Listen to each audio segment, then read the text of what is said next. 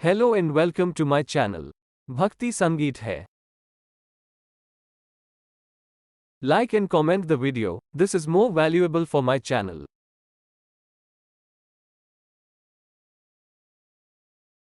बहुत समय पहले की बात है। एक साहूकार के 7 बेटे और उनकी एक बहन करवा थी। सभी सातों भाई अपनी बहन से बहुत प्यार करते थे, यहाँ तक कि वे पहले उसे खाना खिलाते और बाद में स्वयं खाते थे। एक बार उनकी बहन ससुराल से मायके आई हुई थी। शाम को भाई जब अपना व्यवसाय बंद कर घर आए तो देखा उनकी बहन बहुत व्याकुल थी। सभी भाई खाना खाने बैठे और अपनी बहन से भी खाने का आग्रह करने लगे, लेकिन बहन ने बताया कि उसका आज करवा चौथ का निर्जल व्रत है और वह खाना सिर्फ चंद्रमा को देखकर उसे अर्घ्य देकर ही खा सकती है। चूंकि चंद्रमा अभी तक नहीं निकला है, इसलिए वह भूख प्यास से व्याकुल हो उठी है। सबसे छोटे भाई को अपनी बहन की हालत देखी नहीं जाती और वह दूर पीपल के पेड़ पर एक दीपक जलाकर चलनी की ओट में रख देता है। दूर से देखने पर वह ऐसा प्रतीत होता है कि जैसे चतुर्थी का चांद उदित हो रहा हो। इसके बाद भाई अपनी बहन को बताता है कि चांद निकल आया है, तुम उसे अर्घ्य देने के बाद भोजन कर सकती हो।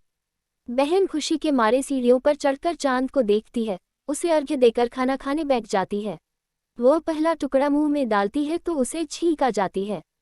दूसरा टुकड़ा डालती है तो उसमें बाल निकल आता है और जैसे ही तीसरा टुकड़ा मुंह में डालने की कोशिश करती है तो उसके पति की मृत्यु का समाचार उसे मिलता है। वह बौखला जाती है। उसकी भाभी उसे सच्चाई से अवगत कराती है कि उसके साथ ऐसा क्यों हुआ। करवा चौथ का व्रत गलत तरीके से टूटने के कारण देवता उससे नाराज हो गए हैं और उन्होंने ऐसा किया है। सच्चाई जानने के बाद करवा निश्चय करती है कि वह अपने पति का अंतिम संस्कार नहीं होने देगी और अपने सतीत्व से उन्हें पुनर्जीवन दिलाकर रहेगी।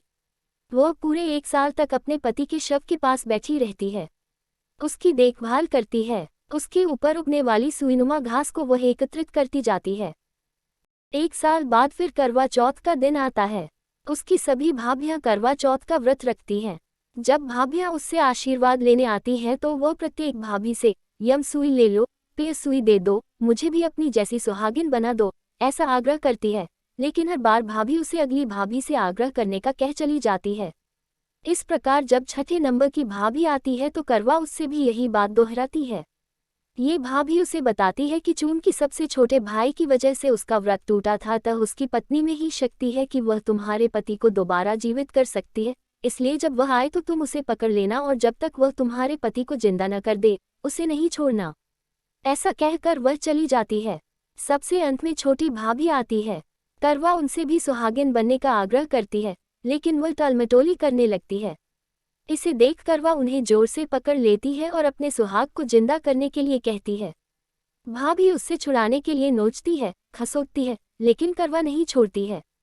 अंत में उसकी तपस्या को देख भाभी पसीज जाती है और अपनी छोटी अंगुली को चीरकर उसमें से अमृत उसके पति के मुंह में डाल देती है। करवा का पति तुरंत श्री गणेश कहता हुआ उठ बैठता है। इस प्रकार प्रभु कृपा से उसकी छोटी भाभी के माध्यम से करवा को अपना सुहाग वापस मिल जाता है। हे श्री गणेश माँ गौरी, जिस प्रकार करवा को चिर सुहागन का वरदान आपसे मिला है, वैसा ही सब सुहागिनों को मिले। Thanks for watching my video. Don't forget to subscribe, like and comment on my video.